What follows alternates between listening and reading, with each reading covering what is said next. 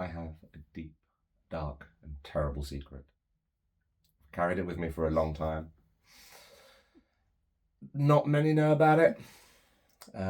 It's something all too prevalent in the modelling community. Unfortunately, I had to have fallen foul. That's right. Mr. Mithril, pinnacle of hobby.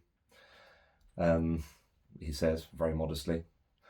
In the hobby for so long, and I have unfortunately fallen foul of the pit trap that befalls many hobbyists who enjoy the same activities of painting and building models.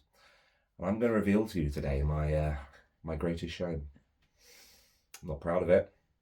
I'm certainly not happy about it. When I think what could have been done to prevent it, and what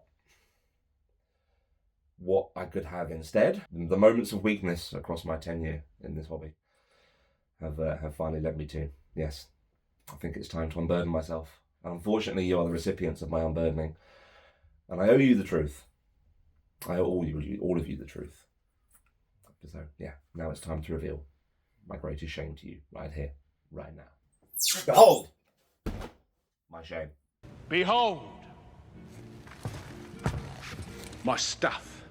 Ooh. Yes, we all fall foul of the magpie syndrome, the hobby butterflying. You see pretty models online, and all you want to think about is how wonderful would that look painted? How amazing would an army of these look? Everything starts with the best of intentions, doesn't it? This box certainly did. So did my lack of money now, and everything else that currently sits wrapped up or in grey plastic on my display shelves. I will show you it all, don't worry. I will unburden myself of all my shame to you. This will be the last thing I show you, because this is not good for the soul. This is a box of sad, of misery, of once great decisions, and now serves as a monument to my hubris and my inability to complete any damn project I set my mind to. Yes, we all do it. We all go and we all buy models and we all think, sod it. What's another box of models? What's a bit more grey plastic? I'll get that painted up. Easy. It's so easy to fall down that slippery slope. And I want you guys to know that obviously I am no exception. So I thought it would be funny to show you just exactly what my backlog looks like. And a lot of people do these clear the backlog videos, and I've thought about doing that before, and there's just too much of a backlog. Oh boy, there is so much of a backlog, and I'm only going to focus on what's in the studio, let alone the shed. To be fair, there's not an awful lot in the shed now. It's mainly in here because the wife didn't want it in the shed. Apparently we have to have gardening implements and spare beds and bedding and stuff for the kid. Like, apparently they need shoes. Frankly, I think it's out of order. But, you have to make your compromises where you can. Come with me as I show you my backlog and just exactly how many things I've... And that's the other thing, actually. No, other tangent. I've fallen foul of it even more, because everything I've bought since starting Planet Mithril, I've had the great intention of going, I'll make that into a tutorial. You're going to see so many things that are potential tutorials, which are on the list and haven't quite made it to YouTube yet. So let's start down here with the slightly more palatable... Actually, no, let's start with the display cabinet. Follow me. Come with me. So pay no attention to the fact that I've Games Workshop open on the computer. That's irrelevant. But no, excuse me, eyes on me. I'm not buying anything. No, I'm literally not buying anything. They're not in stock. Let's start in the Mithril Towers studios and my display cabinets. So in the one I'm more proud of, you can see at the top, I have most of the works that we've done for YouTube. Second shelf down is my Gondor, a labour of love. I love these pieces. And my Arnor, which, yes, there is some unpainted metal and resin there. They're all getting done. This is part of the 1,000 Army Challenge. It's getting finished, I promise. As we progress further down, there is a smattering of other models. The Schlobfest Kirithungel Doubles list, my grey company, with a couple of models still in grey, but still waiting painting. And some elves, some Bjornings, everything down here nicely painted. Unfortunately, the Uruk-hai looking a little bit less painted. There's a lot of black swordsmen here. But they're going to get done. But I'm not unhappy to have them in the cabinet, because I feel like the amount of painted pikemen offsets that. And at the bottom there is just a smattering and crest of the Ringbearer stuff, alongside Commander Farsight, which is slightly odd. So onto the cabinet that I'm now slightly less proud of. slightly more shame in this cabinet, but at top we have my GT Best Army winning A1 Hen, which I'm really proud of. And then we move on to more shame. Shatterpoint. Star Wars Shatterpoint. A wonderful game. Really, really super fun. And I am the, do we say unfortunate or fortunate owner of every single box of models that game system has released. They're all here. A significant amount of grey plastic. You can see there's quite a bit painted actually. The front ranks tend to be quite painted. I'm working my way through these. But it looks better than the second shelf down, which has nothing but unpainted models on it. Again for Shatterpoint, nothing but unpainted models, and a very unfortunate Mandalorian who's fallen over there. I don't quite know how that's happened. But yes, this is something. I had all these boxes in the studio and I thought, you know what, I want to get these painted up. I want to start playing it a bit more. So my intention was to build them all, put them in the cabinet, because I hate having grey plastic in here. So in theory, it's going to motivate me to paint them a little bit quicker. And it's worked for the most part. I've got, I think, 3 hero models painted and a couple of troop choices painted since I put them in the cabinet. So it's a slow burn, but we're getting there. I think the Republic Commandos and Leia were the last 2 things that I did. MCP on another shelf, come with me down to the lower levels. Again, as you can see, quite a lot of grey.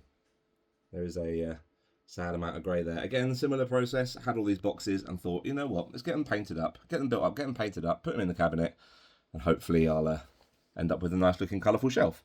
But there's a bit more progress to the MCP stuff as I've played it for longer. There's just a lot more colour variations when it comes to them, and it's quite a big ask because they're quite big models. Same with the Shatterpoint, but the colour palettes tend to be a bit more limited on the Shatterpoint. And the MCP bleeds down to the bottom shelf as well, but we don't need to see that one. Just trust me, there's more unpainted. But now let's move on to the box stuff. So that is the built pile of shame. This is the unbuilt pile of shame, but still possibly going to get done one day. As you can see, there is a significant amount of boxed hobby here. All the Middle Earth at the top. I'll go for a couple of the bits as we go through. I think there's some Mordor Orcs. There's plenty more Gondor. Thorin and Company, which is meant to be for tutorials. I have about 4 cave drakes. Yeah, they're cave drakes. What are these? What do we have here? Rangers. Some hill trolls around here somewhere. Are you hill trolls? You're another cave drake. That was unexpected. There's a hill troll here somewhere. Are you hill trolls? Hill trolls of Angmar. Plenty of boxed up stuff, which is in the process of getting in the process of working its way up the queue. The second row down, we've got some of the smaller boxes. What we've got down here, we've got King of the Dead. We've got oh yes, all the Candice chariots. These are hefty boxes because there's about 4 or 5 chariots per box. I condensed them down. I was going to do a chariot army, which I still might do. We've got a whole... They're not legal anymore. They're not legal anymore, but they're legal in my heart. We've got a whole host of Black Dragons, Warriors of Khan Dum. The pile of shame is expensive. We've got some miscellaneous metals. Looks like Abracangard and whatever in there. Host of Dwarf Vault Wardens. And then we've got some 40k. Hey, I bought you them. You bought me those. You did buy me those. I'm going to be painting them, don't worry. Sure. I will. They'll all get painted eventually. You should see the look the wife's giving me. Got some 40k down the bottom. Some Kill Team, which I wanted to get started. Some of these, which are beautiful models, which I just love. The Blade Guard veterans, sorry. Battle suits, because as you saw in the cabinet, I've got a Farsight and a couple of battle suits. What else is down here? What's in this? This, I think, is miscellaneous blisters. Look, there's blisters upon blisters of stuff. There's Rangers, there's Urukai, there's... What are you? Old Birder. Bit of Malifaux. Good God, I wish I hadn't done this video. Now I'm getting myself sad. And then we've got, what we've got here, we've got, just some smatterings, some Age of Sigmar stuff for a Spearhead campaign we're starting, a little bit more 40k, and some Legion. We will not definitely gloss over the 3 starter boxes of Legion, which I currently have sitting in the studio as well, which I forgot to show you earlier on. But I know you want to see the box, don't you? You want to see the box. So yes, back to the box. And as you can see, the lid is bowing. There's so much, I don't know if you can see that on the camera, there's so much in here. This, I think, is just an amalgamation of various models and projects and bits and bobs that have been unboxed, can't find anywhere for, and I've just chucked it in a big box to keep it out of the way. You want to see it open, don't you? Shall I open it for the people? We have to open it for the people, don't we? Look how, did you see how quickly that sprung up? My goodness. Okay, fine. So we've got some sprues there. We've got a box of Champions Variable there. And a couple of 3D printed bits there. Now, I don't really know how else I can show you this, other than to do the thing which I think everyone's going to be really sad at me doing. Let's get the sprues out. Some bits and bobs. Look, they're just hanging on. Oh my god. Oh, goodbye Helm's Deep Aragorn. There's a Hobbit there, look. There's a Rohirrim there. So I think the only way I can really show you this Oh no. is to pour. Oh no. You're going to have to pour it. I can only apologise for how much this is probably going to trigger people, because it's triggering me just looking at it. Time for the pour.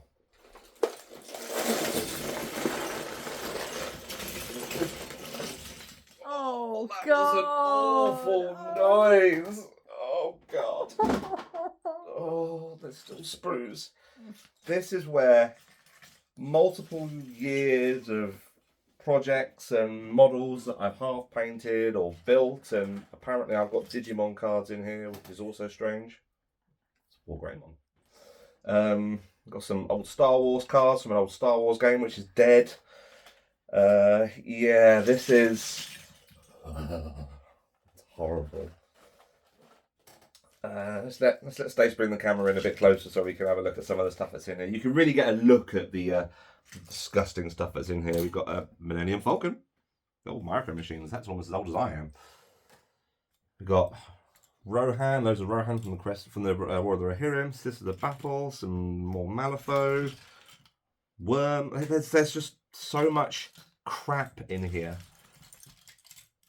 And, you know, some of it's broken, some of it's not. I imagine a bit more of it's broken after the what I've just done. We've got a tree beard in here. The whole bloody tree beard in here. I wonder where he'd gone, actually. Some Game of Thrones stuff. Watches of Carnal. A painted Gothmog. Oh, Bjorn. Ooh, I need Bjorn.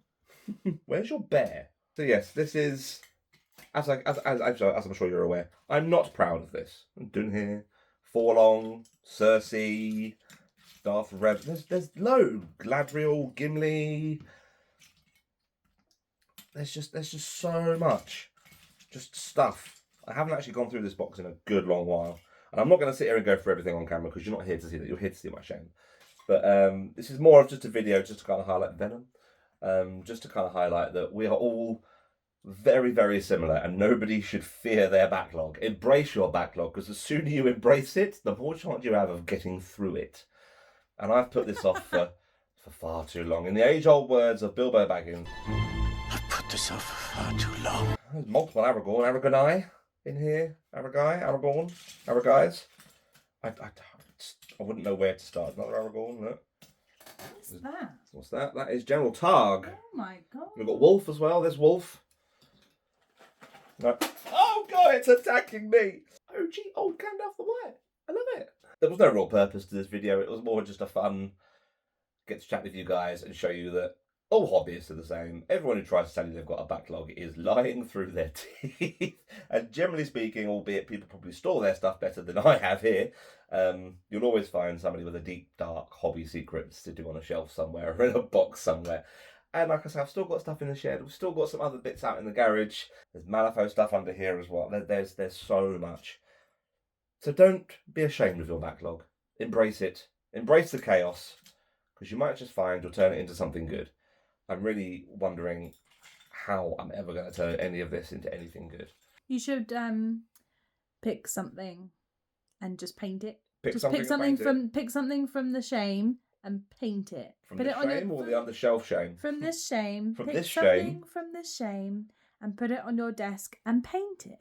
Yeah, what should we pick? I don't want to just pick like a, you know, like random Gondorian crewman or random arm or banner. Like it feels like a little bit of a cop out. What should we pick? What can we find? Forlong feels a bit of a cop out. Dead Marsh Spectre.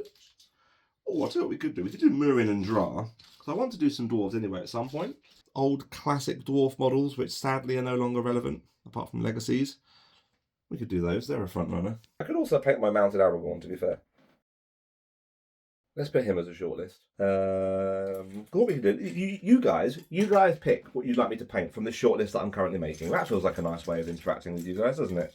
I'm hoping Stacey can turn this into a weird little time lapse as I rummage through the pile of bad. With some of my jaunty music.